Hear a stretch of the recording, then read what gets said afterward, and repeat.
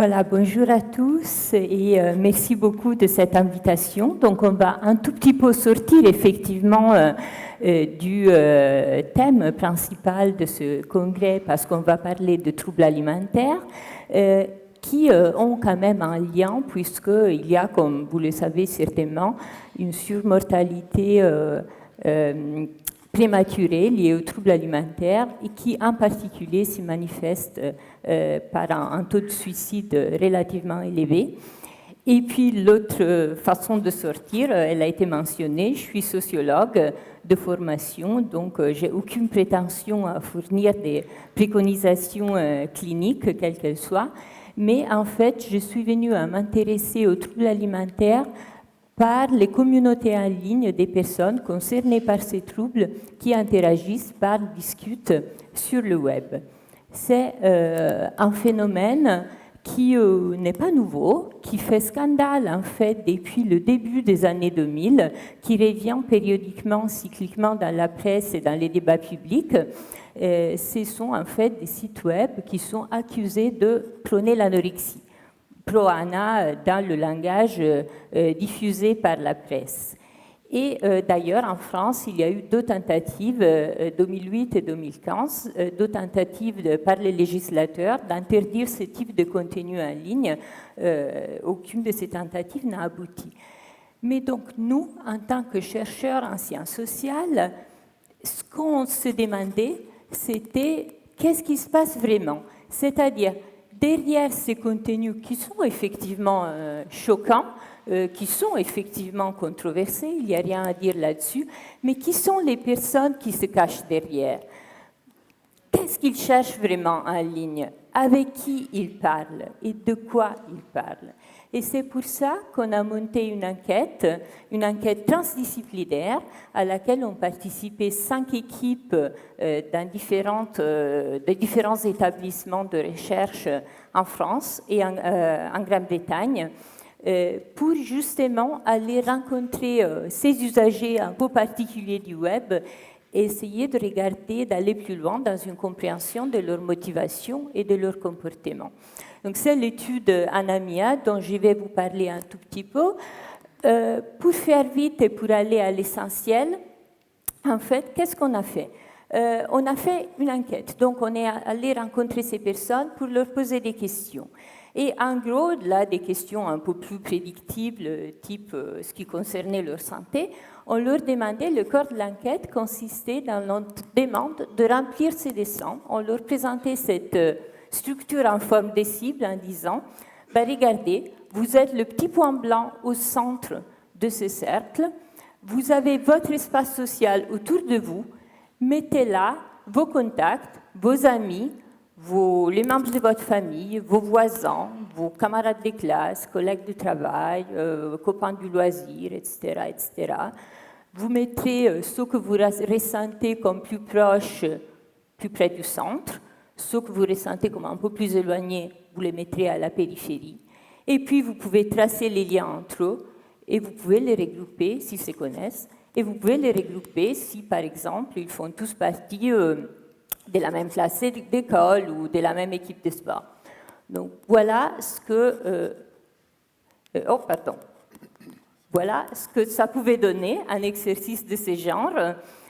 Donc, ça, c'est un graphique rempli. Et ça, c'était quelque chose qui avait le but pour nous de faciliter un petit peu, rendre plus sympathique l'expérience de l'enquête, parce qu'en fait, on avait fait ça par un petit programme sur ordinateur avec lequel ils jouaient un peu. Ils pouvaient déplacer leurs points, ils pouvaient les effacer, les bouger tout autour comme ils voulaient. Ça servait à rendre l'expérience plus agréable, mais aussi ces images qui en sortent sont en fait une source d'information très riche pour nous.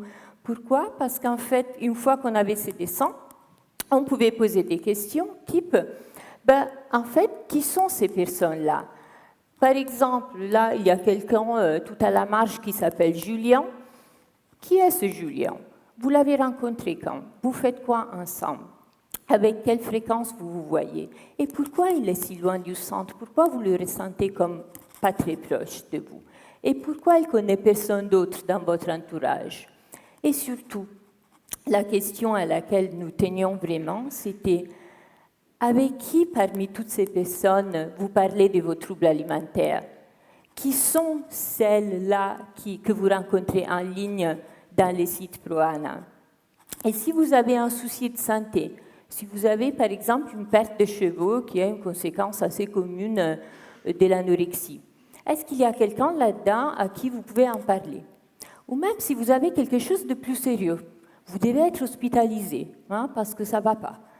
Est-ce qu'il y a là des gens qui pourraient vous informer, vous réconforter, vous dire un mot gentil, faire quelque chose pour vous?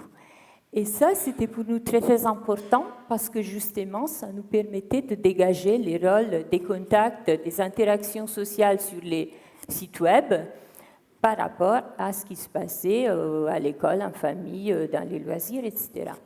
Donc voilà quelques exemples des dessins qu'ont réalisé nos participants. Vous voyez qu'ils se sont appropriés de manière assez diverse l'outil proposé. Et donc, quel résultat cela a donné? Je vais me concentrer sur deux en particulier. Donc là, on va voir, dans cette petite animation, on va voir les réseaux personnels d'une participante qui commence par renseigner ses contacts hors Internet, hors ligne. Ce sont des cercles vides à l'intérieur.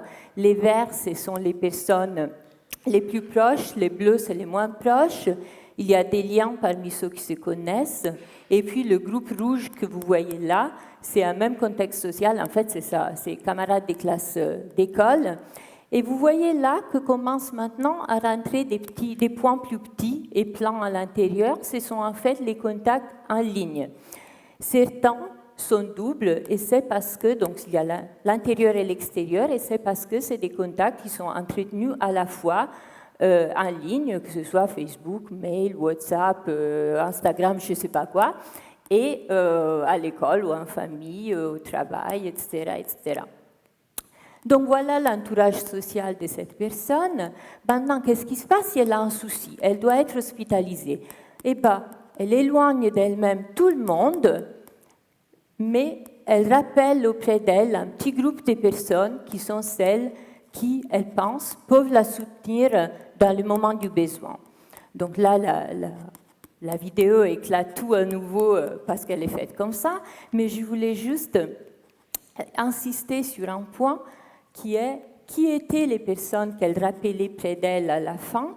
C'était des contacts principalement, je ne sais pas si vous l'avez remarqué, entretenus à la fois en ligne et hors ligne. Ce sont en fait les liens très proches.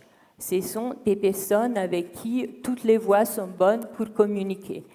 Et il y en avait une qui était juste hors ligne. Il y avait un cercle vide parmi ceux qui s'étaient rapprochés à la fin. En fait, il se trouve, c'était son médecin. Ce n'est pas un cas rare.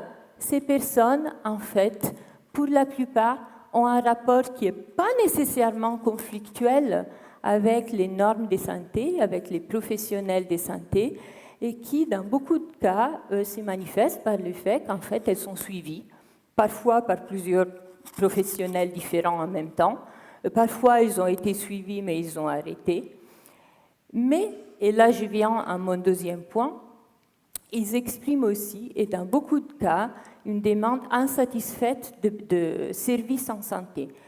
Il ne s'agit pas de l'hospitalisation, du cas que j'ai mentionné tout à l'heure. Les gens qui sont très graves, ceux qui arrivent à un niveau de poids vraiment inquiétant, ils sont pris en charge. Il y a des structures excellentes en France pour ça. Mais le problème se pose pour des personnes qui habitent dans des zones géographiques qui sont plus éloignées des centres spécialisés, pour des personnes dont les symptômes ne sont pas aussi graves, donc dont le poids, par exemple, est resté sur un niveau normal à tel point que peut-être le trouble alimentaire n'a été détecté que très très tard. Il s'agit aussi des personnes qui font partie des catégories sociodémographiques où les troubles alimentaires sont plus rares et donc qui peinent en fait à trouver des services adaptés. On avait des participantes dans notre étude de 40 ans Et donc, s'il y a un groupe de parole pour des gens des 16, si on en a 40, on n'est pas forcément à l'aise.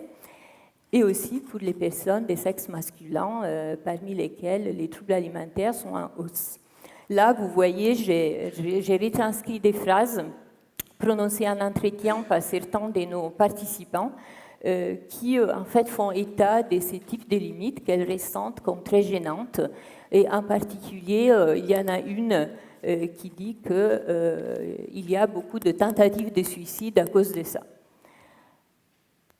Ce qui se passe donc, c'est qu'ils vont en ligne souvent, très très souvent, pour en fait pallier à ces manques, pour trouver une écoute là où elle n'est pas présente dans la vie de tous les jours ou dans les services de santé. Une écoute qu'elles reconnaissent très ouvertement être très imparfaite, mais c'est le mieux qu'elles puissent faire avec les ressources existantes.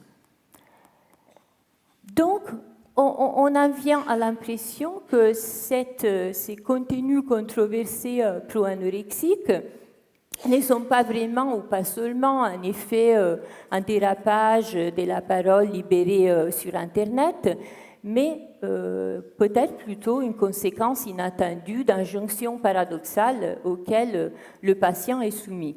Il y a d'une part une baisse des dépenses publiques en santé, et là, ce n'est pas que la France, hein, c'est assez généralisé, et d'autre part, une injonction, en fait, à être actif, patient actif, informé, équipé, ce qui est certainement très bien pour beaucoup de choses, mais qui peut, chez certaines catégories, provoquer des réactions paradoxales ou des prises de risques, ce qui semble être effectivement le cas ici. Mais donc, quoi faire si c'est ça la situation? Eh bien, en fait, si le problème c'est un manque de services, interdire les sites web en ligne, ça ne va pas résoudre grand-chose, parce qu'ils vont trouver un autre remède qui va être peut-être pire que ce qui existe déjà. Ce qu'il faudrait, bien évidemment, ce serait de mettre plus de sous dans l'organisation de services de santé. Bon, c'est pas facile, ça coûte cher, mais donc ce qu'on a pu faire, nous, sur la base des résultats qu'on avait obtenus de cette recherche, a été d'aller voir les associations et les professionnels, leur montrer ce que nos participants trouvaient utile dans les interactions en ligne et les inviter à s'en saisir pour en fait penser à créer des services d'accompagnement qui puissent les aider à renforcer l'offre existante. Des services qui ne remplaceraient absolument pas les soins existants, mais qui en fait se présenteraient comme un outil de plus et pour peut-être joindre des populations moins bien desservies à l'état actuel et qui de toute façon coûtent plus cher que la mise en place des services sur place, qui offrent d'ailleurs l'avantage très apprécié par cette population de la discrétion, puisqu'on peut se connecter à un groupe de parole en ligne de sa chambre, par exemple. Donc, on avance. Donc voilà, j'arrive à ma conclusion en rappelant simplement qu'une présentation un peu moins synthétique de l'étude et de ses résultats a été publiée dans les livres Le phénomène Pro-Ana, que j'ai copublié l'année dernière avec Antonio Casilli, qui a participé également à l'enquête aux presses des mines. Et voilà, je vous remercie de votre attention. Merci beaucoup. Merci beaucoup, madame. Merci beaucoup. Je suis sûr que même si vous avez effleuré la question du suicide, il y a beaucoup de choses qui ont émergé parce que les analogies sont plus que nombreuses dans ce que vous avez pu voir et c'est vraiment source d'inspiration. Est-ce qu'il y aurait des questions, des remarques, des suggestions, des idées? Rien du tout. Oh. Du coup, moi j'ai une petite question. Est-ce qu'on sait, parce que vous montrez qu'effectivement il y a une mobilisation des partenaires sur les réseaux sociaux et des personnes qui sont connues, est-ce qu'on sait l'effet que ça a? Parce qu'on imagine spontanément que c'est très néfaste, qu'elles s'entraînent les unes les autres dans les comportements alimentaires. Est-ce qu'on sait aussi la balance que ça peut avoir avec les phénomènes de soutien émotionnel, d'affiliation, de reconnaissance de soi, etc.? Oui, effectivement, vous avez raison, il y a les deux. C'est-à-dire que s'il y a des propos choquants qui peuvent effectivement, on peut bien imaginer avoir un effet négatif, il y a aussi beaucoup de soutien et c'est d'ailleurs pour ça qu'en fait elles vont rechercher ces groupes en ligne, c'est pour se renseigner déjà sur la base de l'expérience des autres, mais aussi pour se sentir écoutés sans se sentir jugés, ce qui est quelque chose de très très important pour des gens qui sont généralement très très isolés et qui se sentent généralement pas compris par leur entourage, avoir des pairs qui leur apportent, qui leur disent « bon, tu as crisé aujourd'hui, mais ça ira mieux demain », c'est quelque chose qui les aide beaucoup. Et on a eu des témoignages également par nos enquêtés d'interventions qui allaient plus loin. J'ai eu une ancienne administratrice d'un forum qui me racontait qu'elle s'était trouvée, en fait, tout en discutant des choses tout à fait choquantes dans son forum, type s'organiser pour faire des crises de boulimie ensemble, mais en même temps, elle s'était trouvée à appeler les proches et les secours plusieurs fois quand elle avait le sentiment que des choses n'allaient pas chez certaines membres. À tel point qu'elle imposait qu'elle soit suivie médicalement pour intégrer son forum afin de mieux les protéger.